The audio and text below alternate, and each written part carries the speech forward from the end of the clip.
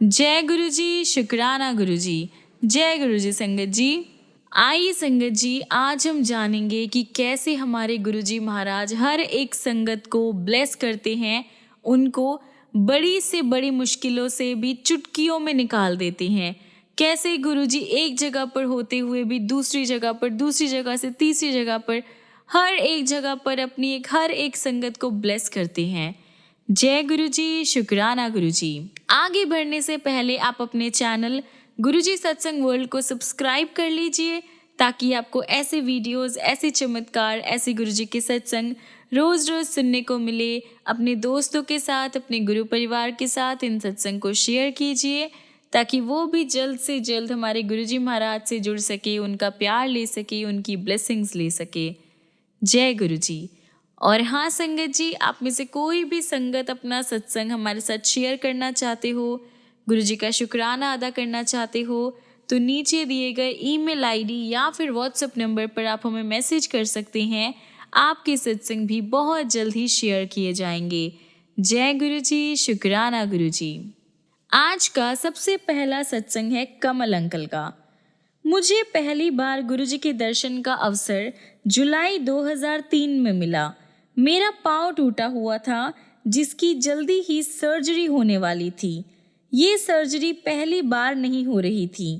गुरुजी के दर्शन से पहले भी मेरी 3 बार सर्जरी हो चुकी थी, जो कि अनसक्सेसफुल रही थी, क्योंकि इन्फेक्शन काबू से बाहर हो गया था। लेकिन इस बार मैं गुरुजी के पास आया और सर्जरी करवाने की आज्ञा ली, और गुरुजी ने आज्ञा दे दी। हम 2 डॉक्टर्स के बीच में चुनाव करना था कि हम किससे हमारा इलाज करवाएं। मैंने गुरुजी से पूछा कि हम किसका चुनाव करें। गुरुजी ने चयन हमारे ऊपर छोड़ दिया और कहा कि किसी से भी करवा लो। गुरुजी की आज्ञा से मेरी सर्जरी रेवाड़ी के एक हॉस्पिटल में हुई और मुझे 6 महीने तक आराम करने की सलाह दी गई। ये मेरे व मेरे परिवार के लिए बहुत ही आश्चर्य की बात थी कि सर्जरी पूरी तरह से कामयाब हुई। मैं नॉर्मल अवस्था में वापस भी आ गया। इस प्रकार से अभी तक जो भी स्वास्थ्य था मेरा, पिछले 3-4 प्रयासों में जो नहीं ठीक हुआ था, वो इस बार गुरुजी की कृपा से, गुरुजी की ब्लेसिंग से बहुत ही आराम से, बहुत ही प्यार से ठीक हुआ। इसके कुछ ही दिनों बाद मेरे माता पिता मुझ पर विवाह के लिए दबाव देने लगे।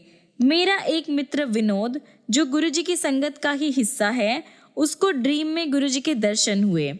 उसने देखा कि गुरुजी शिव मंदिर में, जो कि शंकर रोड दिल्ली में है, भगवान शिव के आसन पर विराजमान है।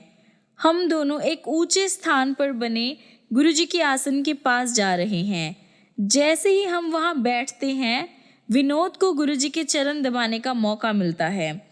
अचानक गुरुजी एक निमंत्रण पत्र निकालते हैं और विनोद को ये कहते हुए देते हैं कि ये कमल मेरी, यानी कमल मीन्स मेरी शादी का कार्ड है।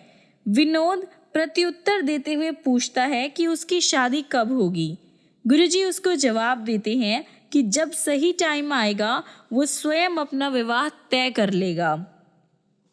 साथ ही गुरुजी ये भी भविष्यवाणी करते हैं, तथापि विनोद ने अपनी माताजी को खो दिया है, लेकिन उसे एक बहुत प्यार करने वाली और ध्यान रखने वाली सास मिलेगी।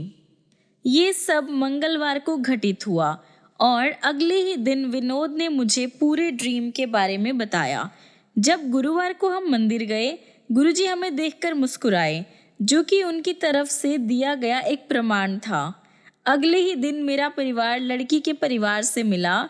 ये दोनों ही परिवारों की पहली मुलाकात थी। शनिवार के दिन मैं वापस संगत में गया और विवाह के लिए गुरुजी की आज्ञा और आशीर्वाद लिया, और सभी विवाह संबंधित कार्य शीघ्रता से आरंभ कर दिए। रविवार को मेरी सगाई हुई और 1 हफ्ते से भी पहले गुरुवार को मेरा विवाह संपन्न हुआ। जब मैं फ्राइडे को मंदिर पहुंचा और मैंने गुरुजी को विवाह के बारे में बताया, उन्होंने बहुत अच्छे, बहुत अच्छे, बहुत अच्छे कहा। गुरुजी के ये पवित्र वचन अविस्मरणीय है और सदैव हमें इस बात से आश्वस्त करते हैं कि उनकी कृपा हमेशा हमारे साथ है। जब मेरी पत्नी पहली बार मेरे साथ गुरुजी के मंदिर गई, गुरुजी ने उसे जा ऐश कर कहकर आशीर्वाद दिया। अगर मेरे विवाह में कोई भी प्रामाणिकता है तो कोई भी अनुमान लगा सकता है कि गुरुजी के ड्रीम सिर्फ ड्रीम नहीं होते, वो गुरुजी के साक्षात दर्शन के समान हैं। गुरुजी का एक ड्रीम जो हकीकत बन गया, मेरा विवाह एक ऐसा ही प्रकरण है। गुरुजी के महासमाधि लेने के बाद तथा दिवाली के एक हफ्ता पहले नवंबर 2007 में मुझे गुरुजी के दर्शन हुए। मैंने एक बड़ा मैदान देखा, बड़े मंदिर की माप से 10 गुना बड़ा, जिसमें एक ही कमरा है जहां गुरुजी अपनी गद्दी पर बैठे हुए थे। गुरुजी किसी बड़े फंक्शन की तैयारी के लिए लोगों को आदेश दे रहे थे। वह हजारों जवान सेवादारों को संगत को नियंत्रण करने व संभालने के लिए आदेश दे रहे थे और ये भी बता रहे थे कि संगत लाखों में होगी। सेवादारों को अपने आपस में संपर्क करने के लिए वॉकी टॉकी दिए गए हैं। उसके बाद गुरुजी ने मुझे और एक और भक्त मनोज को कमरे के अंदर बुलाया और अन्य संगत को बाहर जाने के लिए कहा। वह हमें कह रहे थे कि संगत को बिना उसके निर्देश के आने न दिया जाए। मैं कमरे के अंदर था और मनोज बाहर तैनात था। संगत गुरुजी की आज्ञा अनुसार आ जा रही थी। जब गुरुजी ने मुझसे लंगर खाने के लिए कहा तो मनोज को भीतर बुला लिया। थोड़े टाइम में जब संगत की भीड़ बढ़ने लगी, गुरुजी स्वयं संगत को दर्शन देने बाहर आ गए और उन्होंने पैंट और टी शर्ट पहनी हुई थी। ये सिर्फ एक संकेत मात्र है कि गुरुजी हमेशा अपनी संगत के साथ है, चाहे वो फिजिकल रूप से नहीं है, पर फिर भी वो अपनी हर एक संगत के साथ है, हर एक संगत को ब्लेस करते हैं, हर एक संगत को प्यार करते हैं। सचमुच गुरुजी एक अंतहीन प्यार का सागर है तथा हम वो बहुत भाग्यशाली है कि हम उनकी चिरकालिक शरण में हैं। गुरुजी से यही प्रार्थना है कि वो हम सब पर कृपा बनाए रखें। जय गुरुजी, शुक्राना गुरुजी। अगला सत्संग हम सुनेंगे गगन अंकल का। गगन अंकल लिखते हैं, उनको दर्द की समस्या थी।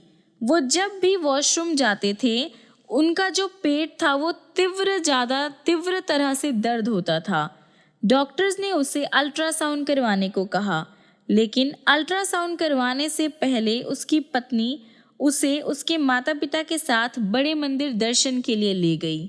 परिवार को पता चला था कि लंगर खाने से तन और मन स्वस्थ हो जाते हैं, लेकिन गगन को इस पर विश्वास नहीं था। उसने परिवार के साथ दर्शन किए और लंगर करके मंदिर से बाहर आ गया। वो लोग बहुत दूर नहीं जा पाए थे कि गगन को उल्टी आ गई। उसने सोचा कि जब वो लंगर भी नहीं पचा पाया तो उसका शरीर कैसे स्वस्थ बनेगा। उसकी पत्नी अचानक बोली, उल्टी से उसके शरीर से सारा रोग बाहर निकल गया है। उसकी पत्नी ने शायद गगन के मन में आए हुए विचारों का उत्तर दिया था।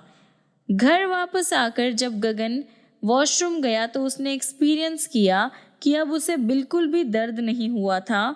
उसे अभी भी डाउट था कि क्या वो वास्तव में ठीक हो गया है। अगले दिन सुबह भी उसे दर्द नहीं हुआ और उसके बाद उसे कभी भी दर्द नहीं हुआ।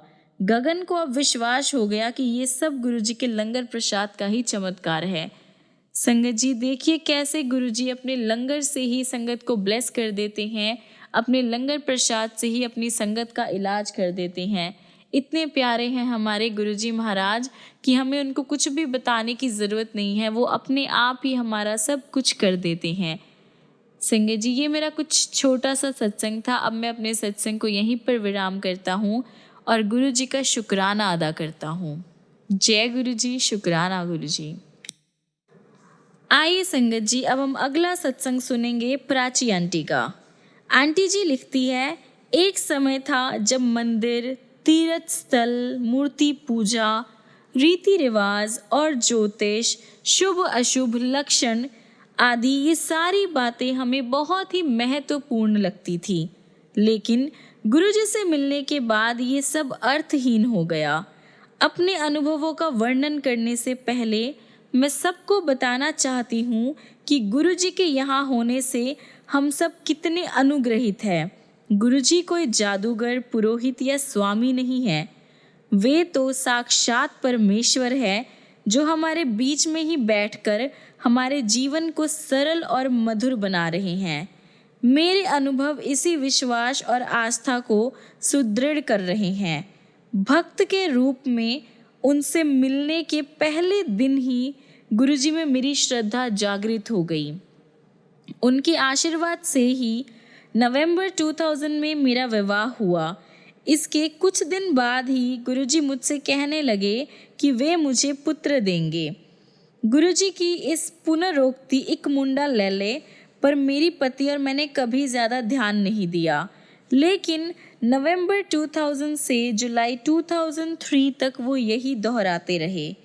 7 जुलाई को गुरुजी के जन्मदिन के पावन अवसर पर बड़े मंदिर में बहुत बड़ा प्रोग्राम था, जहाँ पर सुबह 3:30 बजे तक हम सब ने उनकी दिव्य सानिध्य का आनंद लिया। इसी टाइम गुरुजी ने मुझे बुलाया और कहा कि उन्होंने मुझे और मेरे पति को आशीष दिया है। इनमें उनसे अनुमति ली और हम चल पड़े। पुनः इस बात पर कोई विशेष ध्यान नहीं दिया। एक वीक के बाद 13 जुलाई 2003 को गुरु पूर्णिमा के अवसर पर मैं अपनी सास के साथ गुरुजी के दर्शन के लिए गई थी। गुरुजी कभी किसी से कोई गोपनीयता नहीं रखते थे। वह प्रत्येक से ऐसे बात करते हैं कि आसपास के लोग पूरा वार्तालाप सुन सकते हैं। परंतु उस दिन जब मैंने उनसे आज्ञा लेने के लिए उनके चरण स्पर्श किए, उन्होंने मुझे पास आने का इशारा किया और धीमे से बोले कि मैं गर्भवती हूँ, पर यह बात किसी को ना बताऊं। लेकिन मैंने इस कथन की अवहेलना की। मैंने ये समाचार अपने पति को दिया। उन्होंने इसे अनसुना कर दिया और बोले कि मैं गुरुजी पर कुछ ज़्यादा ही विश्वास करती हूँ। उसके बाद प्रेगनेंसी टेस्ट करवाने का डिसाइड किया मैंने।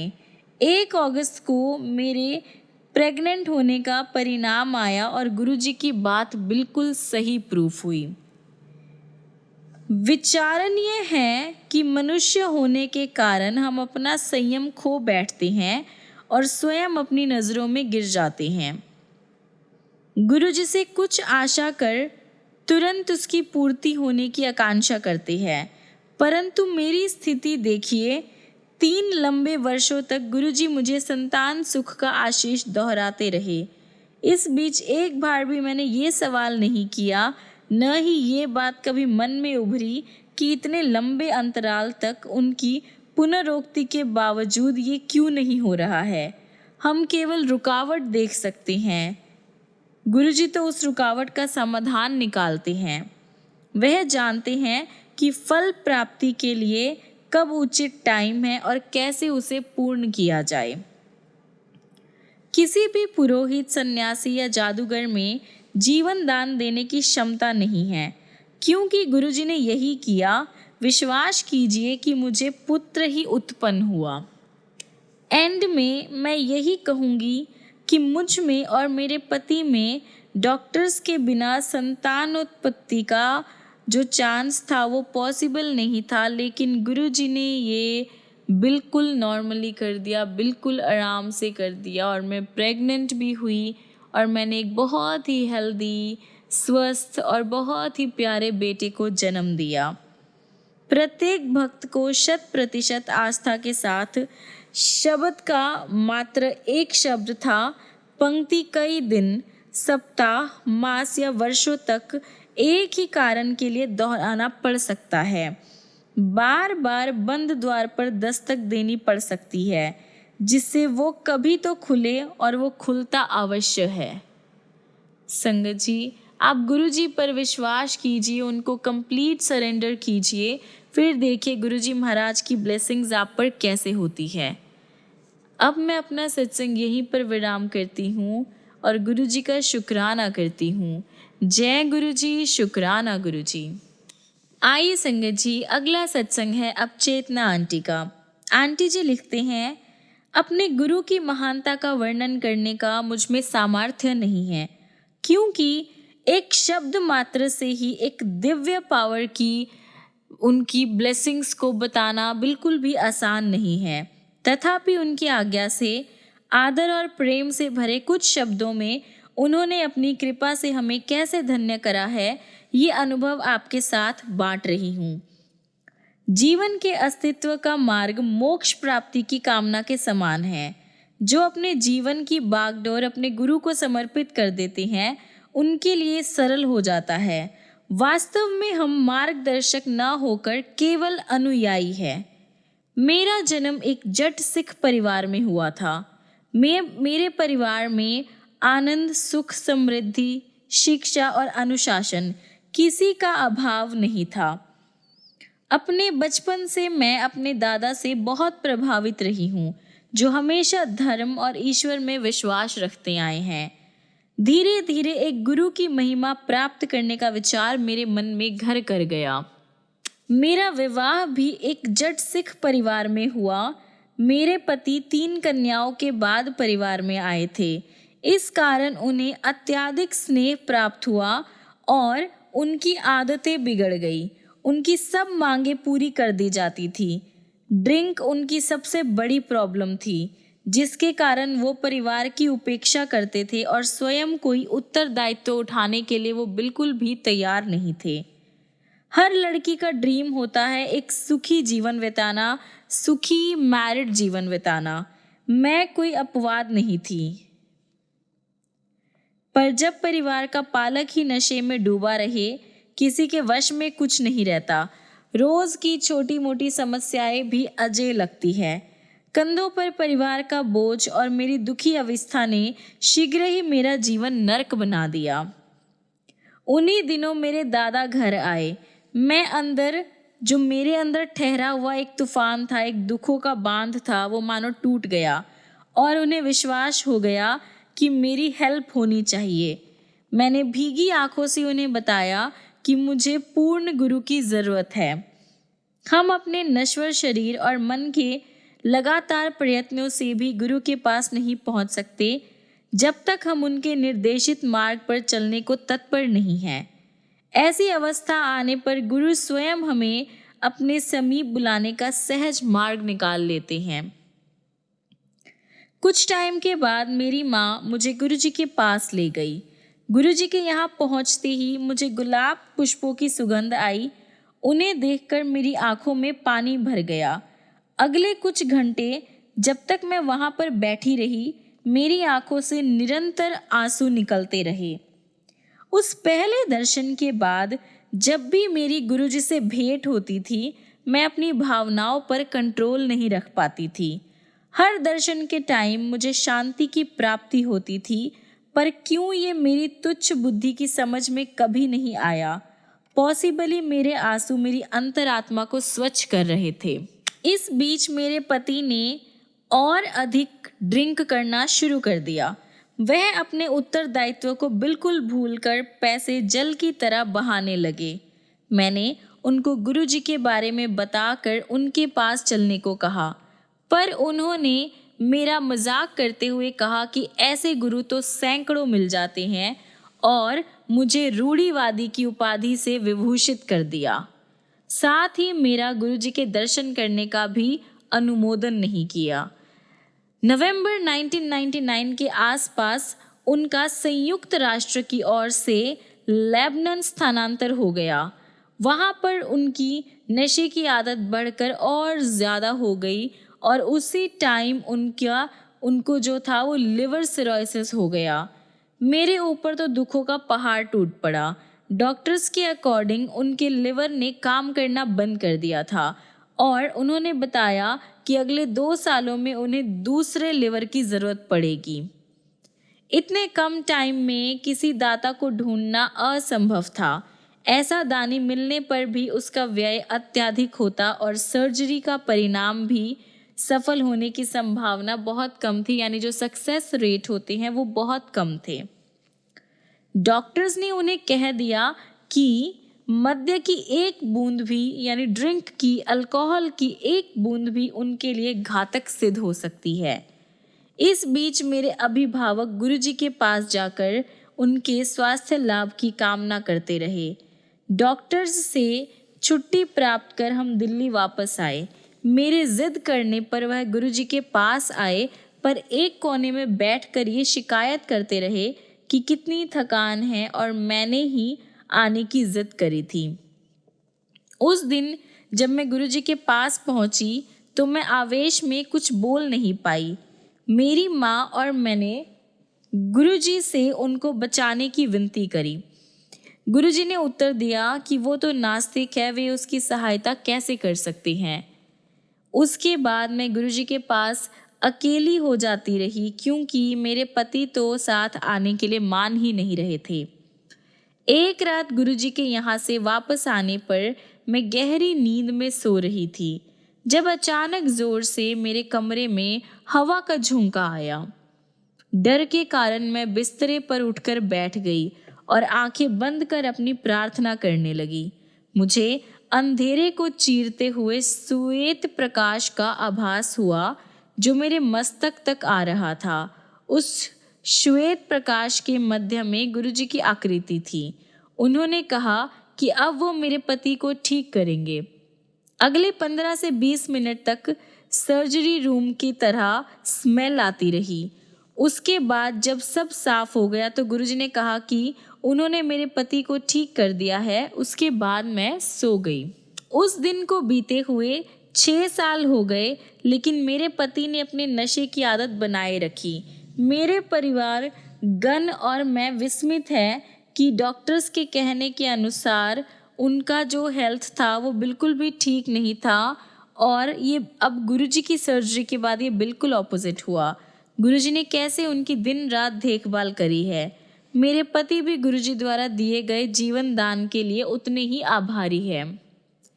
इस संसार के समस्त ग्रंथों के अनुसार मनुष्य के जन्म से पहले ही उसकी मृत्यु की तिथि का निर्धारण हो जाता है, और कोई भी उसे एक श्वास अधिक या कम नहीं कर सकता है।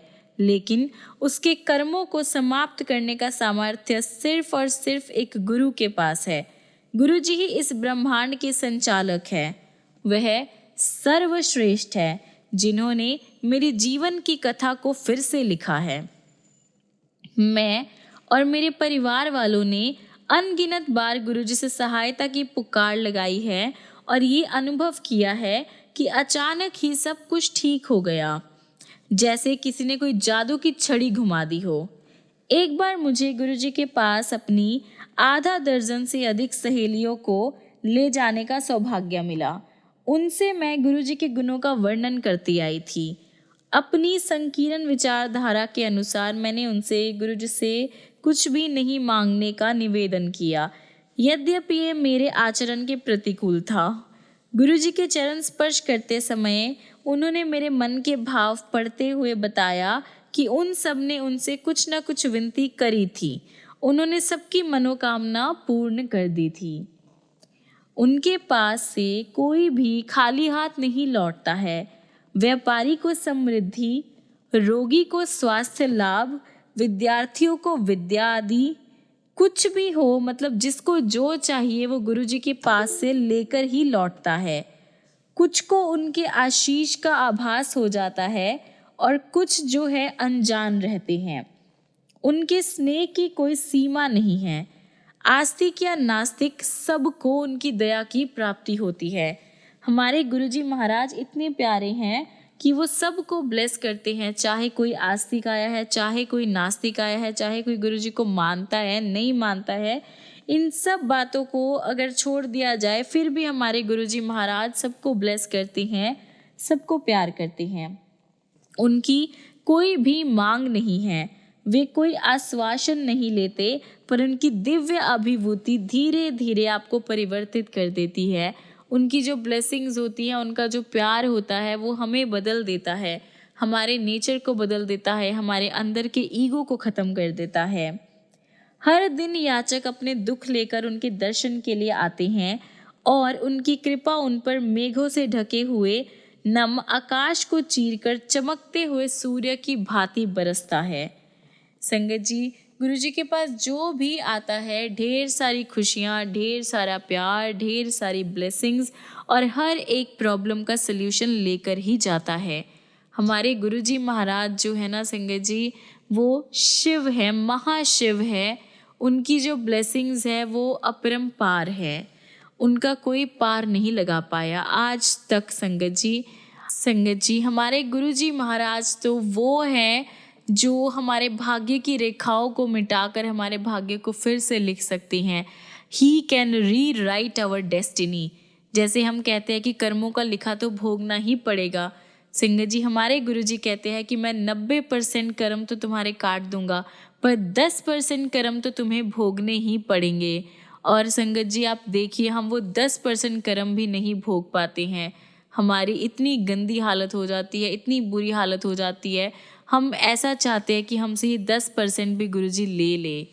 संगत जी, गुरुजी हमारे इतने प्यारे हैं, इतनी प्यारी उनकी ब्लेसिंग्स है। वो हर पल अपनी संगत का ख्याल रखते हैं, अपनी संगत को ब्लेस करते हैं, हर क्षण उनका ध्यान रखते हैं। गुरुजी महाराज ने हमें इतना ब्लेस किया है संगत जी, हमारी हर मुसीबत से जान बचाई है। और सबसे बड़ी बात, मेरे पति को ब्लेस किया, उन्होंने उनको न्यू लाइफ ब्लेस की। जबकि मेरे पति नास्तिक थे, वो गुरुजी से मिलने के लिए बिल्कुल भी खुश नहीं थे, या उन्हें ढोंग लगता था सब कुछ। उन्हें गुरुजी का कुछ भी मतलब सच नहीं लगता था, वो गुरुजी को मानने को ही तैयार नहीं थे। पर जब गुरुजी ने उनको ब्लेस किया, उनकी लाइफ को ब्लेस किया, और जो डॉक्टर्स ने कहा था उस कहे को गुरुजी ने उल्टा करके रख दिया। डॉक्टर्स ने हमें कहा था कि 2 साल के अंदर अंदर हमें ये लिवर बदलना पड़ेगा। पर संगत जी, इस बात को अब 6 से 7 साल हो गए हैं और मेरे पति बिल्कुल ठीक है, बिल्कुल हेल्दी है, फिट है एंड फाइन है। ये है हमारे गुरुजी महाराज की ब्लेसिंग्स और उनके चमत्कार। जी, आप सबसे मैं यही रिक्वेस्ट करूँगी, यही कहूँगी कि अपने गुरुजी को प्यार कीजिए, कंप्लीट सरेंडर कीजिए। फिर देखिए हमारे गुरुजी महाराज की ब्लेसिंग्स कैसे होती है, कैसे वो आप सबको प्यार करते हैं। और संगत जी, अब मैं अपना सत्संग यहीं पर विराम करती हूँ और आप सबसे यही दुआ करूँगी, गुरुजी से भी यही दुआ करूँगी कि गुरुजी अपने संगतों को, अपने भक्तों को अपने चरणों से लगाए रखना और हमें भी ब्लेस करते रहना। जय गुरुजी, शुक्राना गुरुजी। आइए संगत जी, हम अपने आज के सत्संग को यहीं पर विराम करते हैं और ख़त्म करने से पहले हमारे गुरुजी का मंत्र जाप करते हैं। ओम नमः शिवाय, शिवजी सदा सहाय। ओम नमः शिवाय, गुरुजी सदा सहाय। ओम नमः शिवाय, शिवजी सदा सहाय। ओम नमः शिवाय, गुरुजी सदा सहाय। ओम नमः शिवाय, शिवजी सदा सहाय। ओम नमः शिवाय, गुरुजी सदा सहाय। ओम नमः शिवाय, शिवजी सदा सहाय। ओम नमः शिवाय, गुरुजी सदा सहाय।